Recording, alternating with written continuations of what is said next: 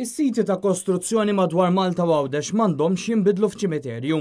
Hija din it-twissija u l-appell għal azzjoni immedjata minn Endru Azzopardi, dekan tal-Fakultà t-Tisħiħ tas-Soċjetà, fid-dawl tal-inċidenti tal-aħħar ġimgħat fejn 3 proprjetajiet ikkrollaw u numru ta' persuni oħra weġġaw waqt li kienu qed jaħdmu f'siti oħra.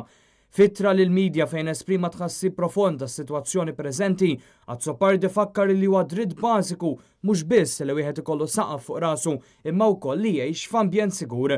Appella lill-awtoritajiet biex jieħdu bis-serjetà din is-sitwazzjoni għaliex qal li mhux biżżejjed li sempliċiment min huwa responsabbli jinżamm kontabbli.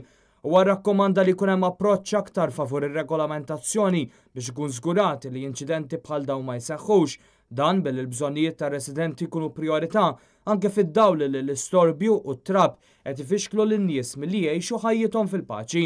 Il-professur Azzopardi appella wkoll biex kull min huwa involut fl-industrija tal-kostruzzjoni ikollu t-taħriġ u l-esperjenza meħtieġa biex jagħmel xogħlu anke billi jkun hemm warrants għal dawn il-ħaddiema.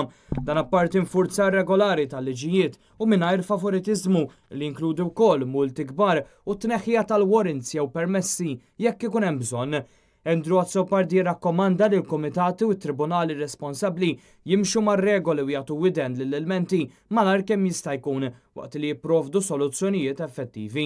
Jissuġġerixxi wkoll li l-iżvilupp ikun segwit b'mod kontinwu minn regolaturi u uffiċjali tal-infurzar li s-soċjetà ċivili tkun aktar attiva u effettiva f'talbiet għal ġustizzja b'risq is-sigurtà kif ukoll il-konklużjonijiet ta' inkjesti dwar inċidenti maġġuri ikunu pubblikati fi żmien raġonevoli. Dan kollu fid-dawl li appella għal rispett lejn il-ħajja umana u l-kwalità tal-ħajja u li l-awtoritajiet jieħdu din is-sitwazzjoni b'mod serju.